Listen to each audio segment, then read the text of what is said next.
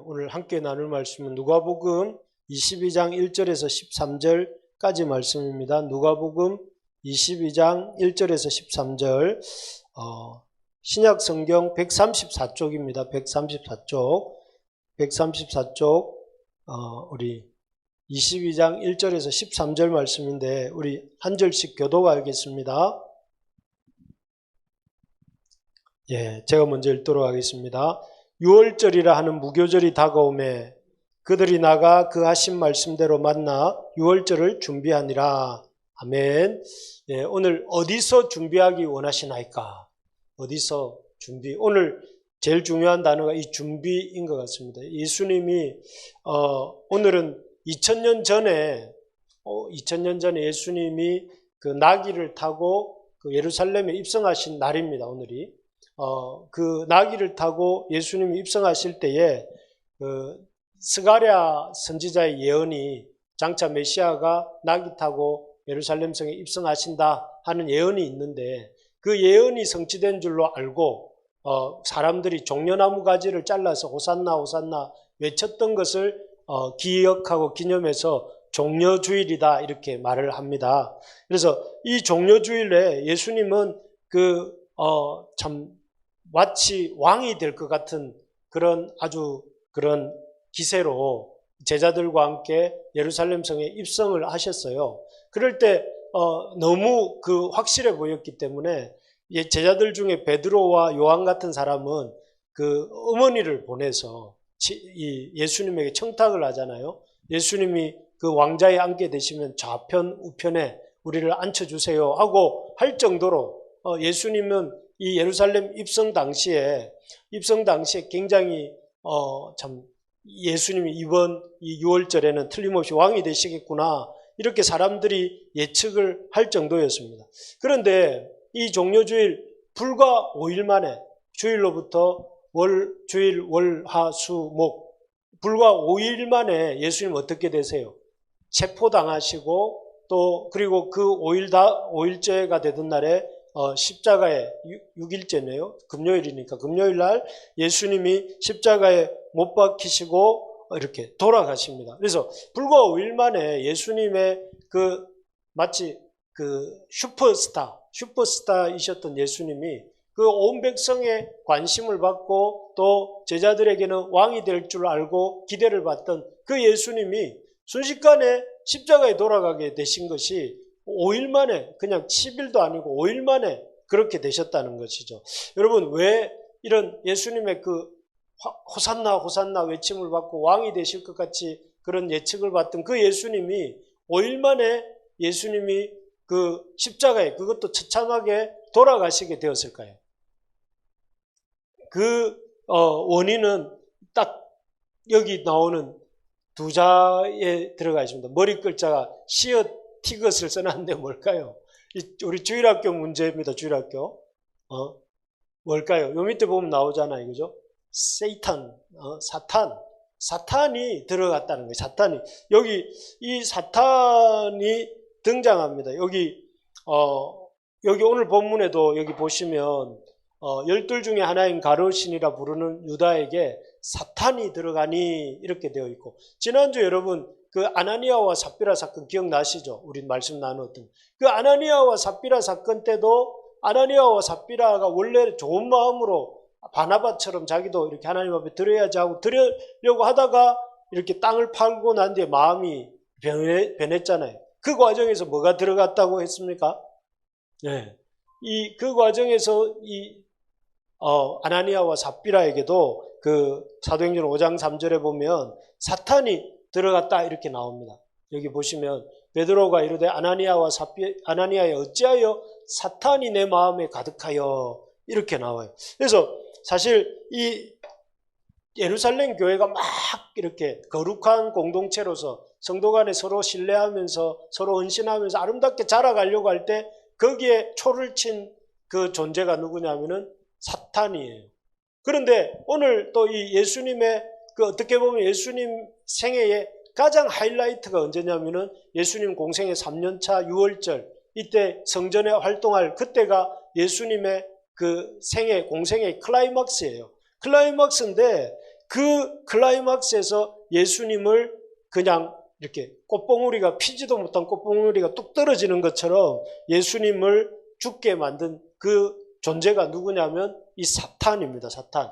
그래서 이 사탄이라는 존재가 참 이렇게 우리가 생각할 때 사탄 하면 약간 좀 추상적이고 또 비실제적인 것처럼 생각을 하는 경향이 있고 약간 종교적인 영역에만 속하는 것인 것처럼 말을 하는데 우리가 예루살렘 교회의 모습을 통해서도 그렇고 아나니아와 삽비라 사건을 통해서 예루살렘 교회가 힘들어졌을 때 이 사탄이 역사하는 것도 보아서도 그렇고 또 오늘 예수님의 그 종료주일 화려하게 입성하셨지만 불과 5일 만에 돌아가시게 만든 사탄의 역사를 보면서 우리가 두 가지를 생각하게 되는 게 사탄은 실제적이고 우리 삶 속에 아주 구체적으로 역사한다는 거죠.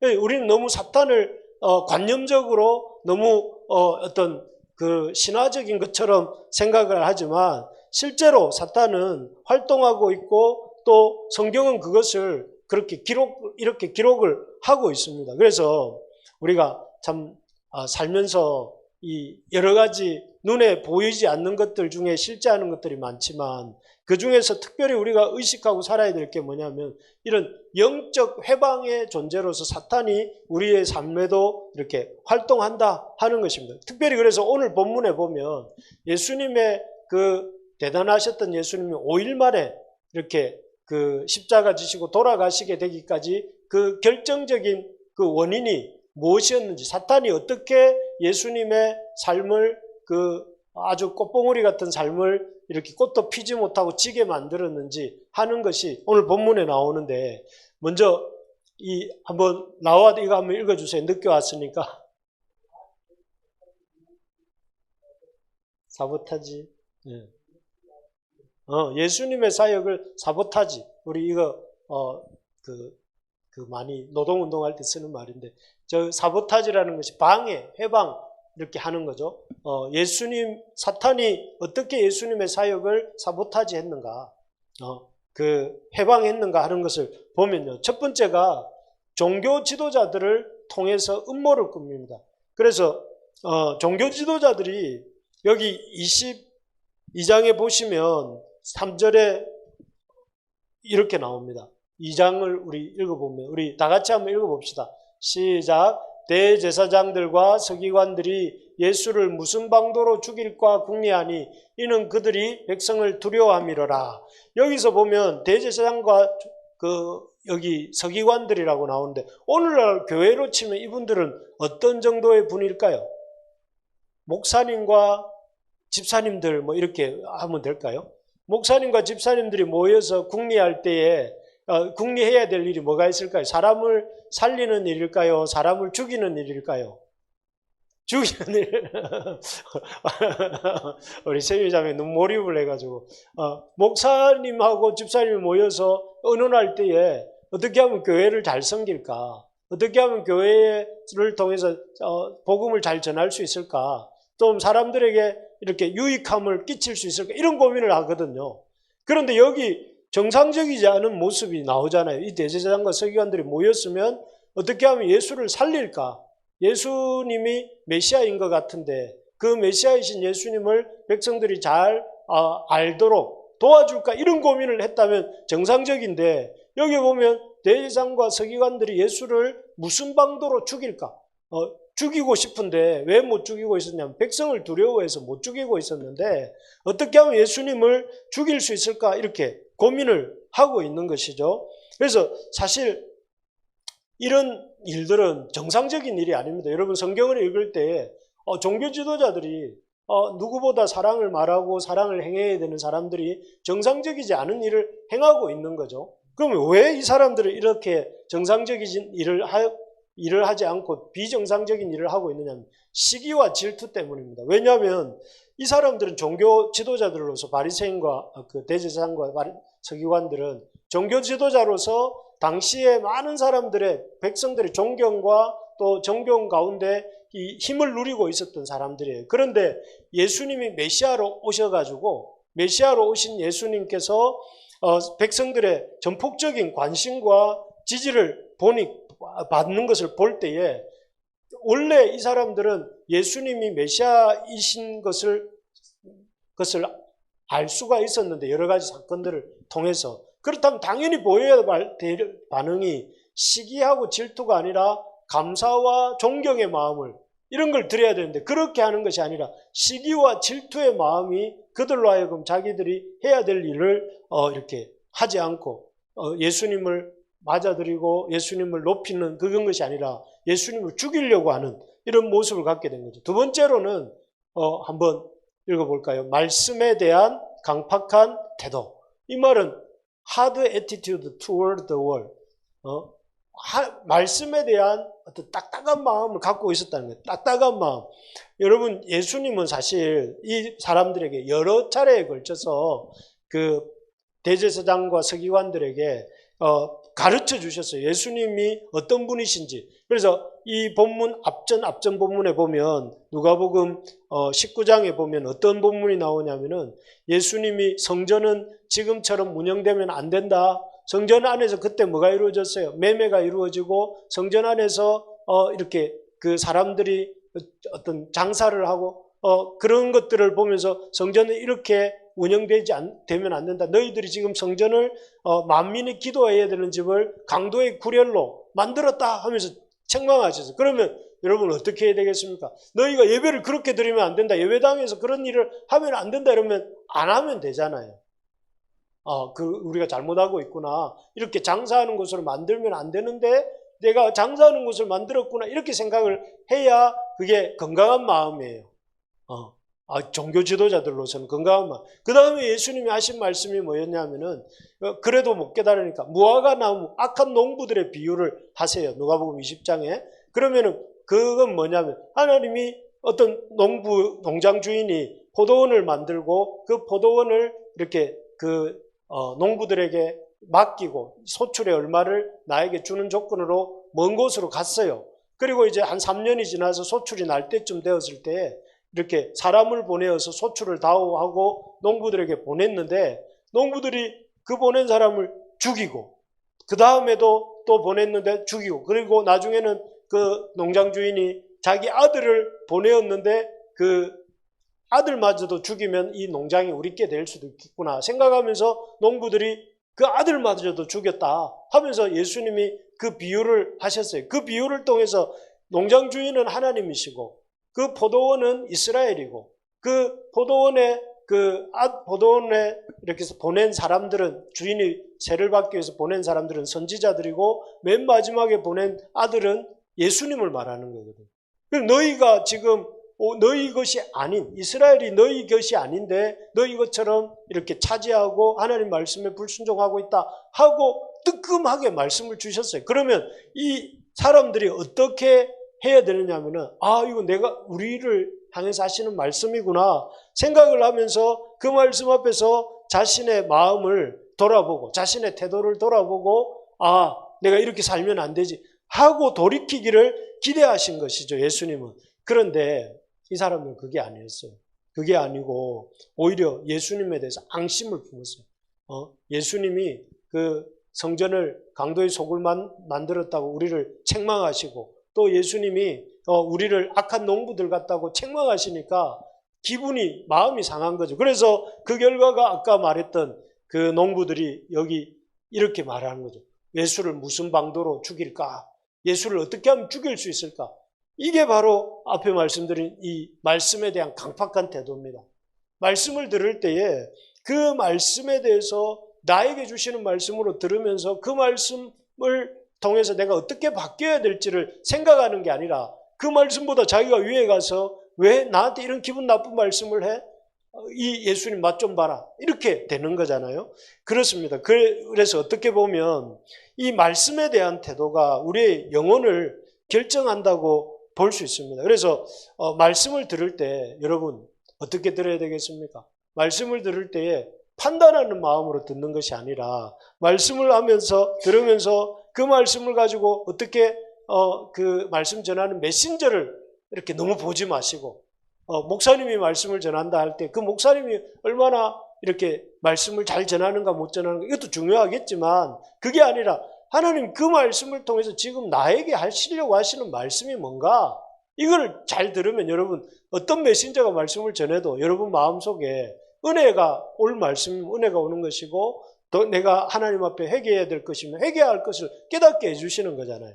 그래서 어쨌든 이 사람들은 말씀에 대해서 강팍한 태도를 갖고 있었는데 사탄이 이런 이 사람들의 말씀에 대한 강팍한 태도를 이렇게 뒤에서 조정하면서 앞에서 말씀드린 것처럼 예수를 죽일까 궁리하게 만든 거죠.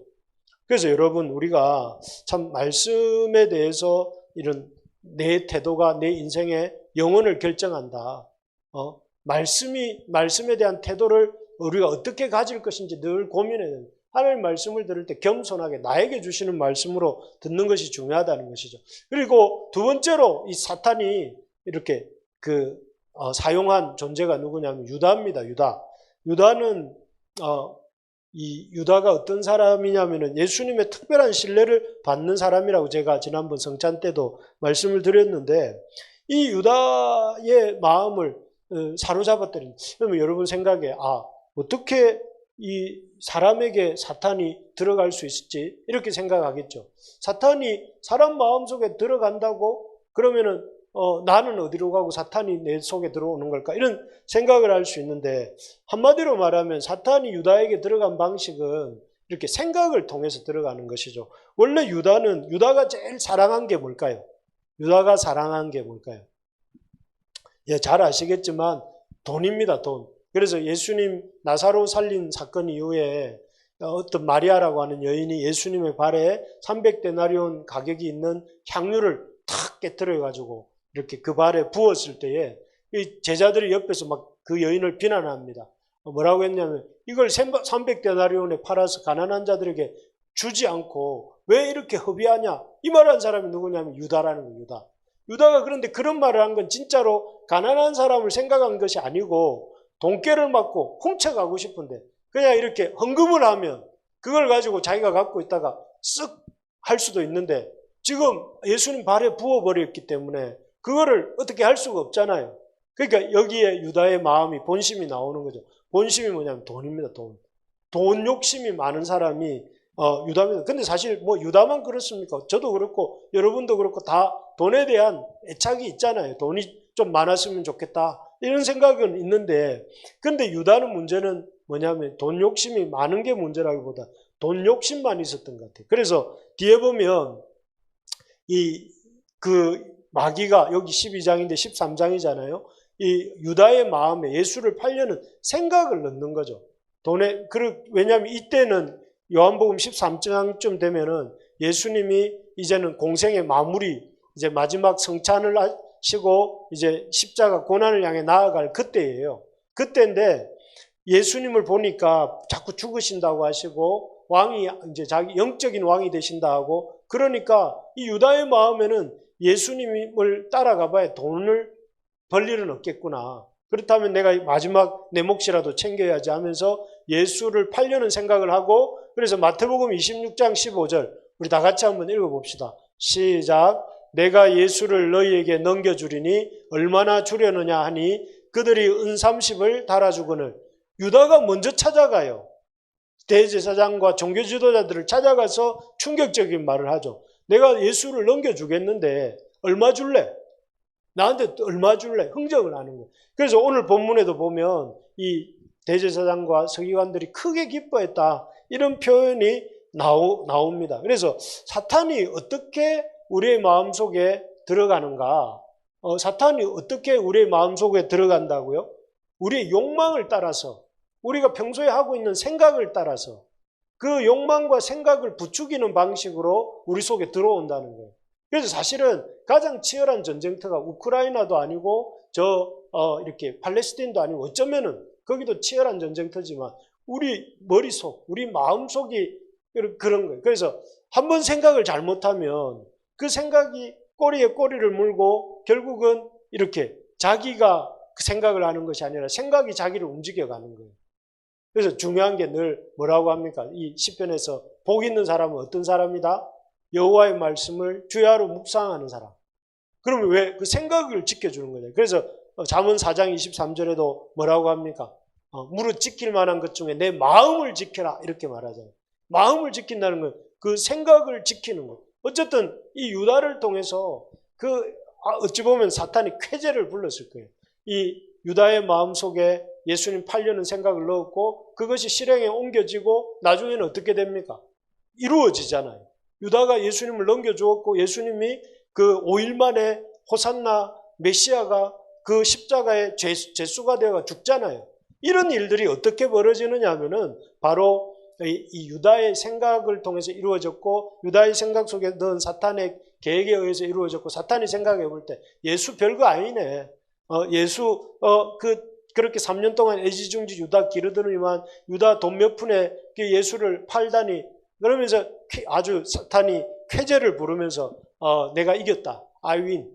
내가 이겼다. 이렇게 말하고 있는 장면이 바로 어떻게 보면 유다가 이 사람들을 찾아가서 얼마 줄래 하고 있는 상황입니다. 그래서 여러분 우리가 참 이 사탄이 대제사장들과 서기관들을 통해서 또 유다를 통해서 예수님의 사역을 회방하는 모습들을 우리가 보면서 그 사탄이 지금도 우리에게 이런 하나님의 예수 그리스도의 구원 사역을 망치려고 이렇게 열심히 활동하고 있고 또 우리의 인생이 하나님의 구원 사역에 참여하지 못하도록 망치도록 이렇게 역사하고 또 우리 자신도 그렇게 제대로 살지 못하도록 이렇게 역사하고 있다는 것을 우리가 기억하면서 참 우리가 어떻게 하면은 이런 이 사탄의 어떤 우리의 인생을 망치려는 사탄의 술수에 넘어가지 않을 수 있는가? 그게 이제 사실은 이 7절 이후 후반부에 나오는 내용입니다. 그래서 이 사탄이 지금도 어떻게 보면 예수님의 구속 사역이 이제 완성되었고 우리에게 이제 성령을 통해서 이루어지고 있는 이때에도 이 사탄이 그런 어떤 예수님이 이루신 구원을 우리가 제대로 누리지 못하도록 또 하나님의 백성으로 우리가 살지 못하도록 회방을 하고 있는데 거기에 우리가 안 넘어가려면 어떻게 해야 되는가? 우리 좀 긴데 먼저 영어로 한번 들어봅시다. 라와드 한번 읽어주세요.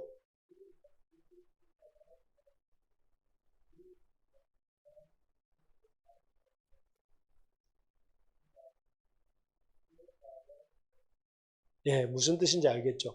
예수님의 말씀을 듣고 그 말씀을 믿고 예수님의 말씀을 통한 인도하심에 절대적으로 absolute obedience, 절대적으로 순종하는 삶을 살아야 된다 하는 것입니다.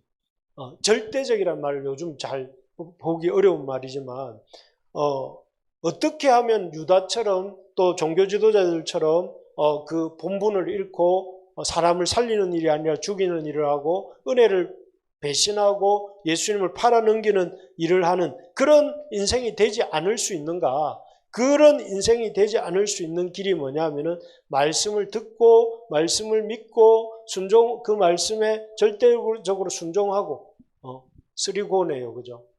듣고 믿고 순종하고 그렇게 하는 삶을 살아야 된다 하는 것입니다. 여러분 여기 보면 제자들에게 예수님이 이걸 어떻게 지금 예수님을 배신한 제자 유다가 있었고 반면에 예수님의 말씀에 순종하고 끝까지 같이 가는 나머지 제자들이 있는데 그 차이가 이겁니다. 예수님 말씀을 듣고 믿고 순종하는 예수님이 이런 말씀을 하세요. 뭐라고 하느냐면 가서 우리를 위하여 유월절을 준비하여 우리로 먹게 하라. 여러분 이게 얼마나 impossible,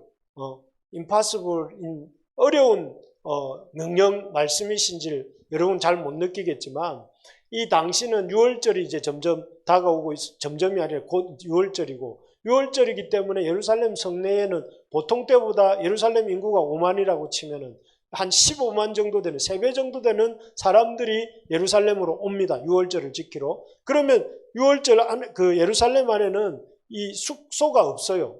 머물 데가 없어요. 그런데 지금 예수님이 우리를 위하여 유월절을 준비하라고 베드로하고 요한에게 말씀할 때에 베드로하고 요한에게 부탁하는 게 뭐냐면 머물 수 있는 숙소와 먹을 수 있는 양과 쓴나물과 이런 떡을 준비하라고 지금 말씀하시는 건데 차라리 그런 것들은 사면 되지만 이 공간을 마련하는 일은 쉬운 일이 아니거든요.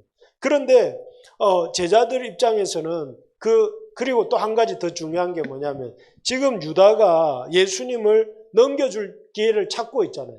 그 말은 무슨 말이냐면 유다도 잘 알고 제자들도 잘 알고 있는 장소로 가게 되면 유다가 사람들을 불러와서 예수님을 붙잡아 가면 예수님과 제자들이 그 유월절 식사 때 뭘 합니까? 성만찬을 하죠. 성만찬을 할 기회도 없어지고 예수님의 유언을 아까 읽었던 요한복음 13장부터 17장까지 나오는 그 예수님의 다락방 강화라고 하는 그 긴 유언적 말씀을 할 시간도 없어지는 거예요. 그러니까 유다가 모르는 장소, 유다도 모르고 제자들도 모르는 새로운 장소를 이렇게 찾아내야 되는 거죠. 두 가지입니다. 장소를 찾아야 되는데 그 장소는 유다도 모르고 제자들도 모르는 처음 가보는 장소여야 예수님의 마지막 밤을 이렇게 좀 방해받지 않고 끝까지 지낼 수 있는 그런 곳을 찾아야 되는 것입니다. 그래서 그렇게 생각해 보면 이 제자들이 참 어떻게 그 일을 할 수 있겠나 싶은데 예수님이 뭐라고 하시느냐 하면은 들어가서 성내로 들어가서 물 한 동이를 들고 가는 한 남자 안트로포스, 그 여자들이 보통 물동이를 들고 가는데 제자들이 예수님 말씀 순종해서 들어가 보니까 물 한 동이를 들고 가는 남자가 있을 것이다. 그럼 그 남자를 따라가서 그 집에 들어가서 그 남자에게 우리 선생님이 오늘 유월절 저녁 식사를 할 수 있는 객실이 어디 있냐고 너에게 물어보신다 하면 그가 그 객실을 보여주고 이렇게 유월절 성찬을 할 수 있게 해줄 것이다 고 말씀하시죠, 예수님이. 그리고 제자들은 베드로와 요한은 그 말씀 그대로 듣고 성내로 가보니까 그 안에 물동이를 들고 가는 여자가 아닌 남자가 가고 있는 거죠. 그러니까 그 남자를 따라가서 예수님 시키신 대로 오늘 우리 선생님이 유월절 저녁 식사를 할 수 있는 곳을 보여달라 하니까 놀랍게도 그 남자는 별말 없이 그 장소로 안내를 하고 그곳에서 우리가 잘 아는 예수님의 성찬과 또 예수님의 유언이 이루어지게 된 거예요. 그것을 이렇게 생각을 해보면서 사실 이 일은 뭐 이때만 그런 것이 아니라 저번에도 예수님 그 나귀, 아까 나귀 타고 종려주일날 들어오셨다고 했잖아요. 그 나귀가 어디서 나왔습니까? 나귀가 원래 없었잖아요. 그 제자들이 성내에 들어가서 이 묶여있는 나귀를 이렇게 푸니까 나귀 주인이 아니 왜 남의 나귀를 푸시냐 이렇게 말을 하니까 제자들이 주가 쓰시겠다 하니까 풀어주잖아요. 그런 것처럼 지금 그 일이 일어난 것입니다.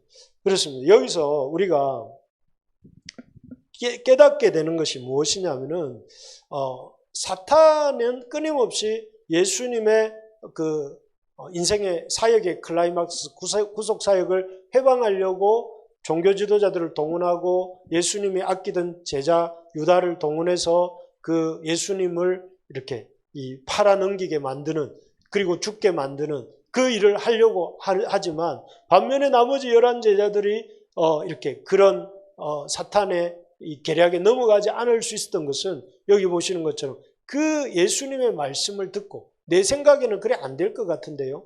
들어가면 물동이를 여자가 들고 다니지 누가 남자가 들고 다니겠습니까? 이렇게 생각 안 하고 말씀을 듣고 그 말씀일 줄로 믿고 그리고 그 말씀의 인도하심에 따라 순종할 때 절대적으로 내 생각에는 아닌 것 같습니다. 주님. 그거는 아닌 것 같습니다. 제 생각에는 이렇게 해야 될 것 같습니다가 아니라 제 생각은 이렇지만 주님 말씀이 이러니까 그렇게 될 것이라고 저는 생각합니다. 하고 순종할 때에 하나님이 그 제자들을 통해서 불가능해 보였던 숙소 구하는 문제와 숙소를 통해서 예수님의 마지막 사역의 그 대미를 장식할 수 있는 그런 장소를 얻게 된 것이죠. 결국 그 결과 이 제자들은 예수님의 말씀을 듣고 순종하고 하는 삶을 살면서 자연적으로 그 생각 속으로 그 삶 속으로 사탄이 들어갈 그런 어떤 여지를 주지 않은 것입니다. 그렇습니다. 우리가 하나님의 사탄의 술수에 놀아나지 않고 또 주님의 그 제자로 살아가려고 할 때 제일 중요한 것이 무엇이냐면은 예수님의 말씀을 듣는 것이에요. 듣는 것. 여러분 어떤 사람이 복된 사람이냐면은 지금 이 자리에 앉아가 말씀을 듣는 사람이 복된 사람이에요. 그리고 어떤 사람이 더 복된 사람이냐 그 말씀을 믿는 사람이 복된 사람이에요. 그 말씀을 믿을 뿐만 아니라 그 말씀에 절대적으로 absolutely하게 obedience 하는 사람이, 순종하는 사람이 복된 사람이라는 것입니다. 그래서 그렇게 할 때에 여러분 자연적으로 이런 사탄의 계획이 이렇게 헛수고로 돌아가는 것이죠. 그렇지 않습니까? 사실 우리가 때로는 주님 말씀이 이해가 안 될 때가 많습니다. 연우야, 네가 가서 이렇게 하나님의 뜻 가운데서 교회를 이렇게 한번 개척해봐라. 이런 말씀을 주실 때 제 생각에는 이렇고 이렇습니다. 이렇게 생각을 하는데 하나님께서 그런 생각을 하면서 아닐 것 같습니다. 이렇게 말을 하지 않고 저는 알겠습니다. 주님 한번 그렇게 말씀에 순종해서 제가 깊은 데로 가서 그물을 한번 내려보겠습니다 하고 여기에 왔습니다. 그럴 때 그렇게 순종하는 것을 통해서 하나님이 일하시는 것들을 지금 보고 있잖아요. 그런 것처럼 예를 들어서 하나님이 한번 유다는 예수님을 팔아넘김으로써 예수님의 그 마무리 이런 어떤 성만찬을 못하게 하려고 하는 그런 유다와 종교 지도자들의 생각이 있었어요. 예수님을 팔아넘기게 되면은 예수님이 잘 아는 장소에 갔을 때에 예수님이 그 장소에 있는 것을 유다가 종교 지도자들에게 알려서 결국 예수님이 팔려갔으면 예수님은 어떻게 보면 그 사역이 제일 마무리인 성만찬 이후에 말씀하시는 사역을 못할 뻔도 하잖아요. 그런데 예수님이 그 제자들에게 성내로 들어가서 한 사람을 따라갔을 때 숙소를 얻을 수 있겠다 이렇게 말씀해 주시고 그 말씀을 믿고 순종했을 때에 그 유다의 계략이나 종교 지도자들이 예수님이 사람 없을 때 넘겨주려고 했던 그 계획이 실패하지 않습니까? 그리고 또 그 종교 지도자들이 예수님을 죽게 만들므로 예수님의 사역을 이렇게 완전 실패로 돌리려고 했지만 그러나 예수님은 그 죽으심 이후에 부활하심으로 그 예수님의 그런 어떤 종교 지도자들이 이 종교 지도자를 통한 예수님 사역을 실패하려고 했던 그 생각도 실패로 돌아가죠. 그래서 뭔 말씀을 이렇게 드리느냐 하면은 하나님의 생각은 우리의 생각보다 사탄이 계략하고 꾸미는 그 계획보다 훨씬 몇 수 위에 계시기 때문에 어떤 참 이런 사탄의 계략이나 또 사탄을 어떤 조종을 받는 그런 사람들의 계략보다도 훨씬 더 위에서 주님의 사역이 이루어진다. 그렇기 때문에 우리가 해야 될 일은 하나님의 말씀을 믿는 것이죠. 우리 생각으로는 이게 아닌 것 같은데요. 이렇게 해서는 안 될 것 같은데요가 아니라 주님 말씀을 듣고 내 생각하고 다를지라도 순종할 때에 그 순종을 통해서 사탄의 계략도 무기로 돌아가고 또 사탄의 그 어떤 팔로 사탄을 따르는 자들의 계략도 이렇게 무위로 돌아간다 하는 것입니다. 그렇습니다.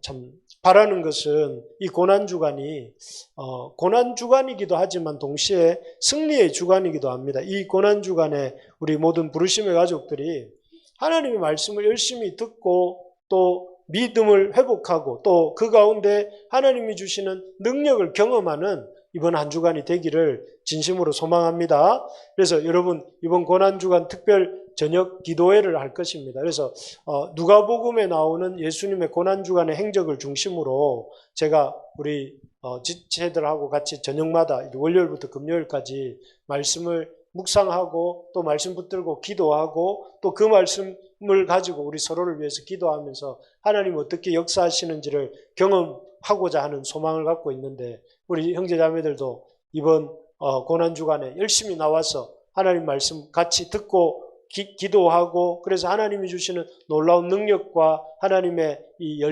경륜 속에서 우리가 살아가게 되는 저와 여러분들 될 수 있기를 소망합니다.